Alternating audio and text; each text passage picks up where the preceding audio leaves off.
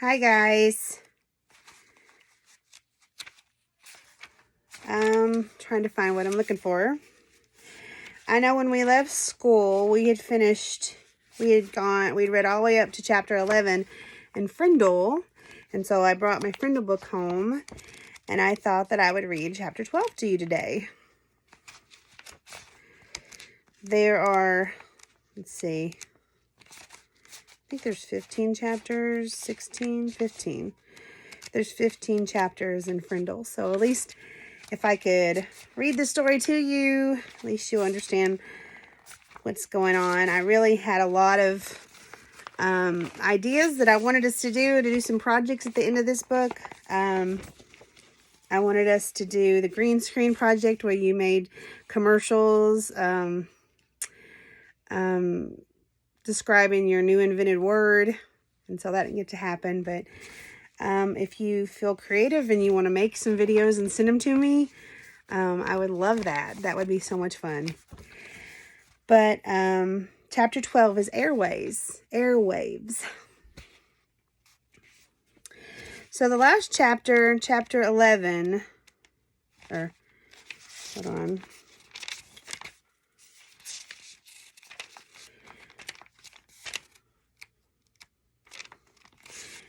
Well, I can't find chapter 11. There's chapter 10. Hold on a second.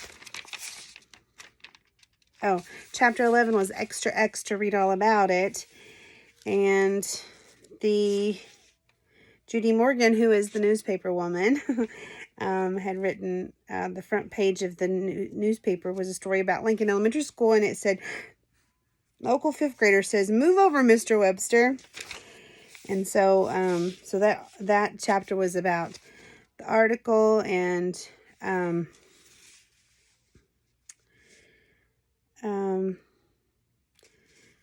everybody knew it was about Mrs. Granger and Nick. Nick's mother wanted to know what the article was about, if he had talked to a reporter.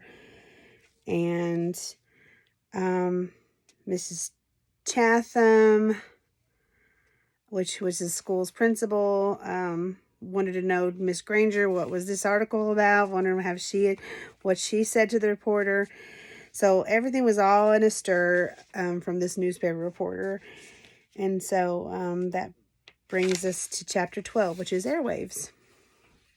Within a week after the article was published in the Westfield Gazette, the kids at the junior high and the kids at the high school had stopped using the word pen and had started using the word FRINDLE. They loved it. Nick became sort of a hero for kids all over town, and he quickly learned that being a hero, even if you're just only a local hero, isn't a free ride. It has a prize. People noticed Nick when he walked into his dad's hardware store or when he stood in line at the penny pantry to buy a candy bar. He could feel it when someone recognized him, and it made him feel shy and awkward. Kids at school started expecting him to be clever and funny all the time, and even for a kid as smart as Nick, that was asking a lot. Every teacher, the office secretary, the principal, even the school nurse and the custodian, they all seemed to be watching, always watching. His parents were great about everything.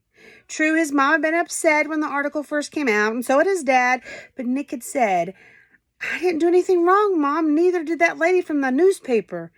And his parents could see that he was right. The things in the article were true. If the things in the article were true, and the truth is the truth, and nothing could be done about it now, even though it made them uncomfortable for their boy talked about it all over the town secretly, Nick's mom and dad were pleased. And after all, a brand new word is a pretty amazing thing. Their Nicholas was quite a fellow, no getting around it.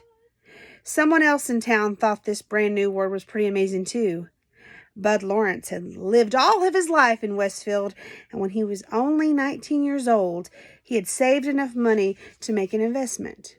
He looked around for a good idea and then bought the first Dairy Queen in the state. After a few years, he bought a McDonald's restaurant, and that was almost 30 years ago.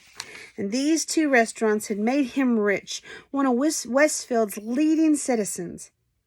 When Bud Lawrence saw the article about the new word, he had his lawyer file a preliminary trademark claim on the word FRINDLE.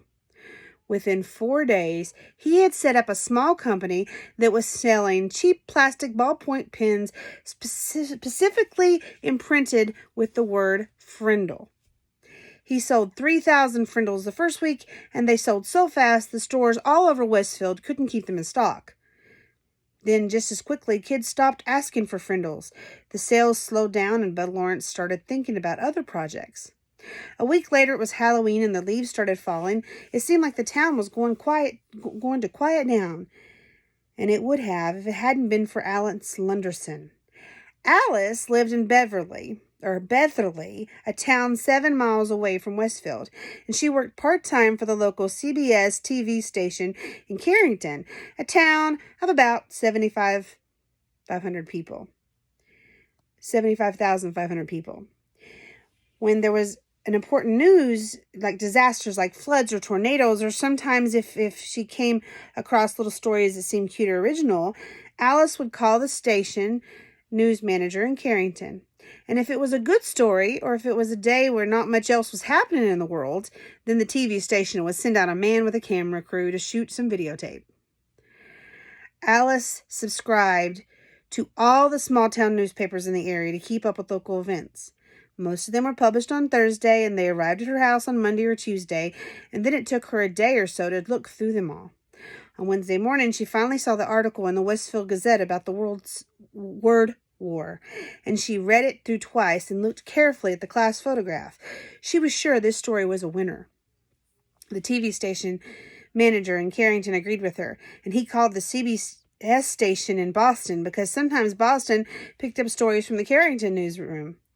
The woman in Boston thought the story had some real zip to it, so she called the network news editor in New York.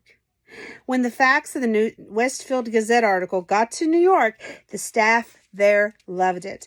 They looked over the schedule sheet for the week and decided it would be the perfect closing story for their CBS Evening News for the next day. Thursday, orders flew back through the telephone links from New York to Boston to Carrington to Betherly. By Wednesday at noon, Alice had a go order to take the story all the way. It was her first piece to get onto national news, and 20 million viewers would see it. Alice Lunderson and her camera crew stood on Mrs. Granger's front porch Wednesday after school. Mrs. Granger was not impressed by all the lights and the microphones. She looked right into the camera and said, "I have always said that the dictionary is one of the finest tools ever made for educating young minds," she said. "And I still say that. Children need to understand that these are rules. There's rules about words and language, and those rules have a history that makes sense. And to pretend that a perfectly good English word can be replaced by some silly made-up word just for fun of it, well, that's not something I was ready to stand by and watch without a fight," she said. "And have you lost that fight, Mrs. Granger?" asked the reporter. Mrs. Granger turned her eyes up in nearly full power as she looked into the camera, and with a pale smile, she said, "It's not over yet." When Alice and the crew showed up at Nick's house, the Allen family was ready for them. Mom and Dad sat on the couch with Nick behind them, and Nick squinted into the lights. His mom had worked out with Nick what he would say and what he wouldn't say, what he couldn't say. "You remember, young man," she said, as she told him as she combed his hair, "these reporters are just looking for a quick story that will make some excitement. But you have to stay here and live in this town, so mind your P's and Q's, okay?"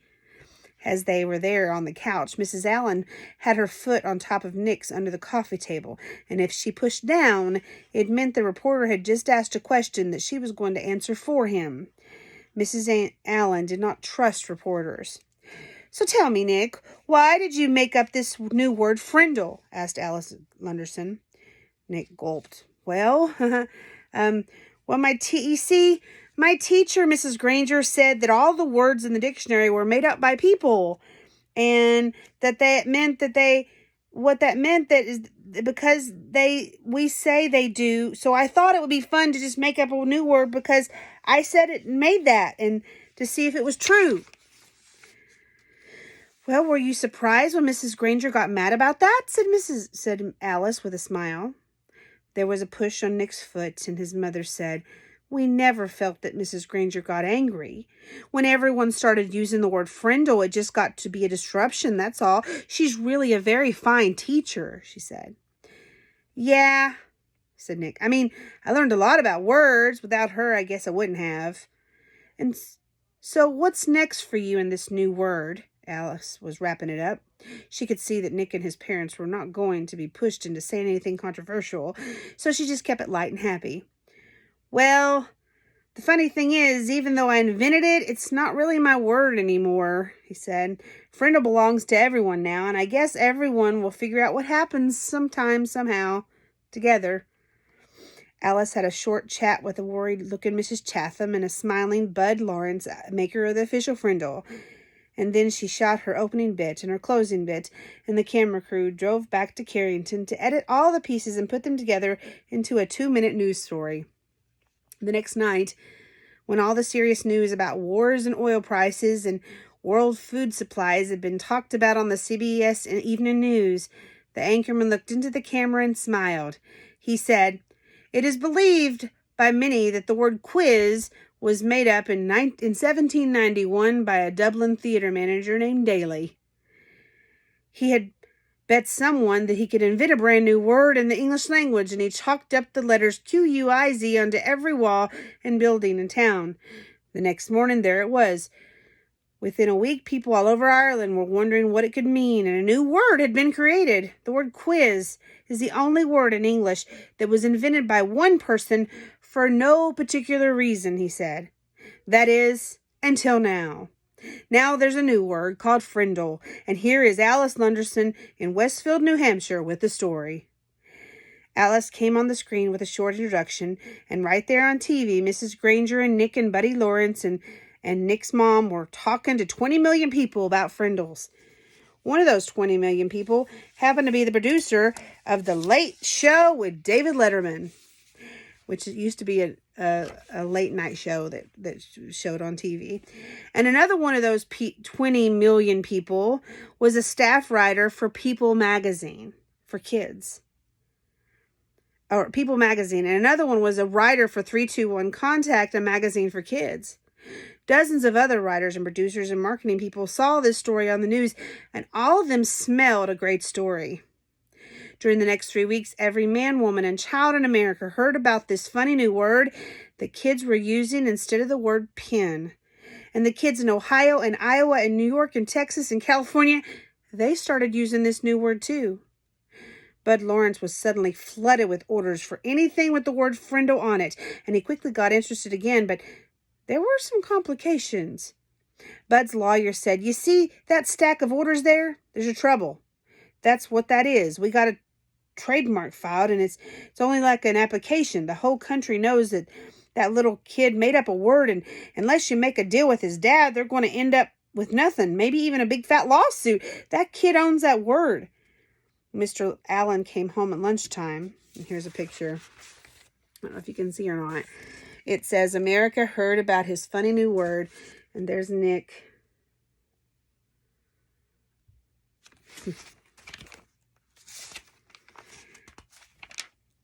When Mr. Allen came home at lunchtime, his wife told him that he had to call Bud Lawrence. "It's something about the new word," she said. That was not good news to Tom Allen. He was sick and tired of all this fuss, and being away from the hardware store was just so much while all the nonsense was happening. Had to put him weeks behind on his paperwork. He'd be lucky now to get his Christmas order in time. Even though he didn't really want anything to do with it, Bud was an old friend, and on the way back to the store, Nick's dad went to Bud Lawrence's office. "Hey, Tom. Hey, it's good to see you," said Bud. He stood up and walked around his desk to shake hands. "Have a seat," Tom said, sitting down easily, and Bud pulled over a chair.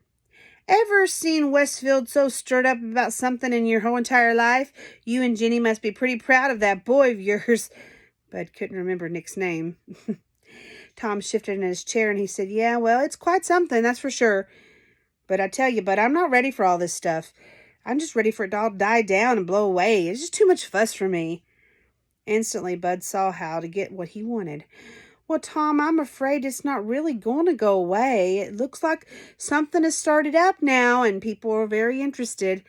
You probably saw those bright red ballpoint pens around town with the word FRINDLE on them. Well, that was my doing, just testing the waters, you know. But your boy, he owns that word. I got my lawyers to apply for a trademark a few weeks back, but because that's just the way I am. But next thing comes along, I like to be right in the middle of it. He grinned at Tom Allen, and Tom smiled back weakly. Right now, I got a shirt printer in Massachusetts and another one in Chicago and another one in Los Angeles making t-shirts with the word FRINDLE above a picture of a pen. I mean, well, you know, not a pen, but a FRINDLE. Each supplier has orders so far of over 20,000 shirts. Profits on every one of those is going to be $2,000, maybe $3,000. I'm talking with those big pen and pencil companies like Hong Kong and Japan about a deal that could be worth some really big money. They've even seen this FRINDLE thing on the media, and they want to buy the rights to the trademark and make a new line of FRINDLEs for kids. I'm not kidding. This is a hot idea. Bud guessed right. Just the thought of all this made Tom shrink back uncomfortably in his chair. It was way too much fuss for him. Tom, let me be direct with you. As the boy's guardian, you need to do the right thing about all this. I'd like to see where all this is going to go. I'm going to take some risks, spend some money, see what happens. But I need your permission. I need your signature right here on the dotted line for these trademark papers. And I need to strike a deal with you about permission to use that trademark. I know it seems like a big ruckus about the word, but we just can't tell what's going to come of it unless we take some steps. Bud pointed at the papers on his desk. That's a contract, and it's fair, and it's honest, and it gives your boy 30% of whatever profits I make. That's a fair royalty generous for that kind of deal. So what do you say? Make sense? Let's take care of all this fuss and see what kind of good it can come out of all of it. The papers and the pen were there on the front desk next to Tom. He looked at Bud, and then he reached over, picked up the pen, and he signed both copies of the trademark papers and 3 copies of the contract. I've got no reason to doubt you one bit, Bud. I sure don't want to mess with any of this myself. Is that it? Is that all I need to do? Well, not quite, Tom. Here. Bud Lawrence handed Nick's dad a check for $2,250. What is this? That's what I owe Nick for the sales of FRINDLEs from the first 3 weeks, explained Bud with a smile. Tom looked at the check and said, "This is terrific, Bud. I'm really glad about it because I'll sure help with Nick's college, but I wish you'd just keep this between us, okay? If Bud knew, he'd probably stop mowing lawns, and I'd never get him to save another penny, so just between us, okay?" Bud said, "Sure, Tom, I understand. Just between us." And then they shook hands.